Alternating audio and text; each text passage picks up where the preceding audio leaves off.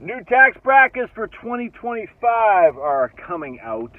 We don't know exactly what they're going to be, but just reading a tax blog who I follow for many years, and they project that the standard deduction for married filing jointly will go up to $30,000 from $29,200. So that's an increase in $800. And then for standard deduction for single people, will go to $15,000 from I think it was $14,600. Still the same, if you're over 65, the same bonuses, $1,500, I think, I can't remember off the top of my head, kick in. So your standard deduction if you're over 65 is higher than those two.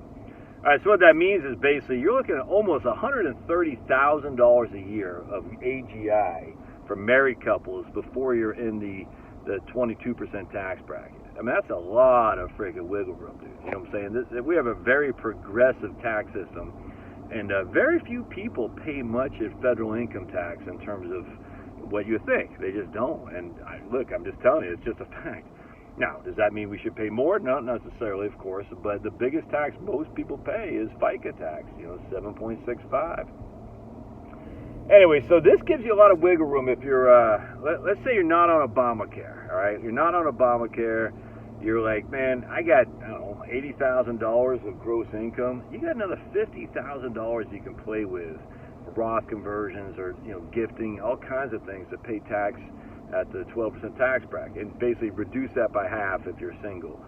And that just gives you a lot of flexibility there, man. So let's say you're 60 years old, you get $80,000 of a pension, you and your wife, from the federal government, the military, something like that. And you got all this money in a TSP or 401k, whatever. You know what I'm saying? You're like, all right. And you're like, man, I'm going to get hammered from RMDs. I'm going to get hammered for, if I die, my wife is left as a widow.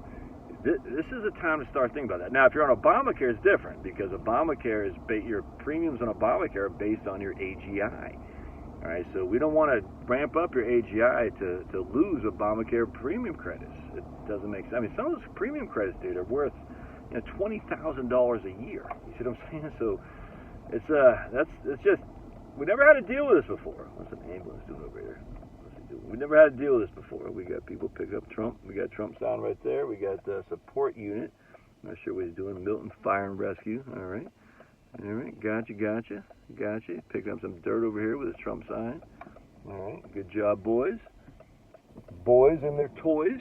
Anyway, so you got a lot of room to work here, man, and I would highly tell you to take advantage of that. Now, just because you have a lot of room to maneuver doesn't mean you should. I just want to be very, very clear there. I tell you, a lot of the clients I deal with, I say it just doesn't make sense. The tax hit that you're going to get hit with now is comparable to the tax hit you'll get hit in the future. And so if that's the case, and other extenuating circumstances, sometimes it just doesn't make sense to take the tax now. And I'm a hypocrite on this, man. I took all the tax now. I said, I'm done.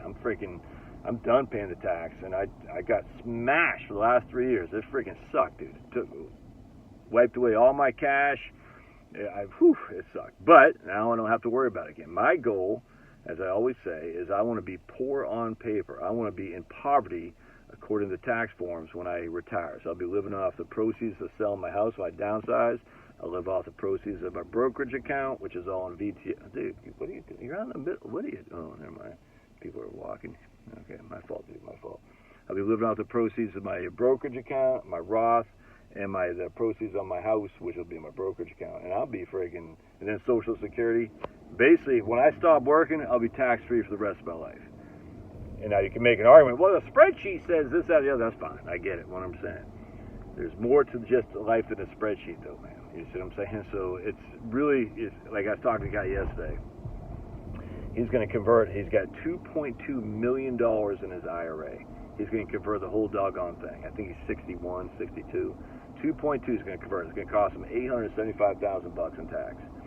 We ran the models, all right, and basically converting. I think he's 61. I can't remember how old his wife is. We're up to the same age.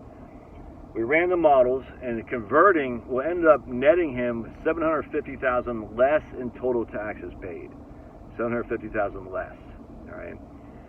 And he'll end up leaving him, I don't know, I think it was like 100, I can't remember. He's going to leave a little bit more to his kids anyway, but that more will be tax-free as opposed to potentially taxable if you didn't do the massive Roth conversion. So in that case, it makes sense. He's like, all right, I'm going to pay $750,000 less in tax.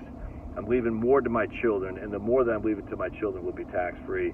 Maybe he's leaving $1 million. I think he was leaving $1 million more too. He's got a pretty sizable net worth, this guy. So he's leaving $1 million, I think, to his kids tax-free. I can't remember off the top of my head, but be that as it may, and he has $800. He's got all this money sitting in cash to pay the tax. All right. So if you had to pay the tax from your IRA, it wouldn't have made any sense. We ran both. What if you just paid the tax from your IRA? It didn't make sense. It's basically coming out even Steven. That doesn't make sense. So because he has a bunch of cash sitting on the side, he's like, yeah, let's just convert the whole thing and use that cash. So the point being is the cash is only giving him a 3% rate of return, essentially projected. His portfolio, I think, is giving 5.2 or something like that. And as such, he's reducing his 3% projected rate of return and increasing his 5.2, and that makes sense. If you decrease your 5.2 and you just put in a Roth, it's just a wash, man. I don't know if this makes any sense, but you just got to run these numbers. Does it make sense to do this stuff?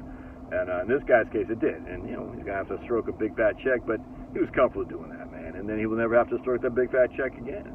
He'll never be living tax-free because he has a pension, but he'll be living in the low 5 figures of taxes comparative.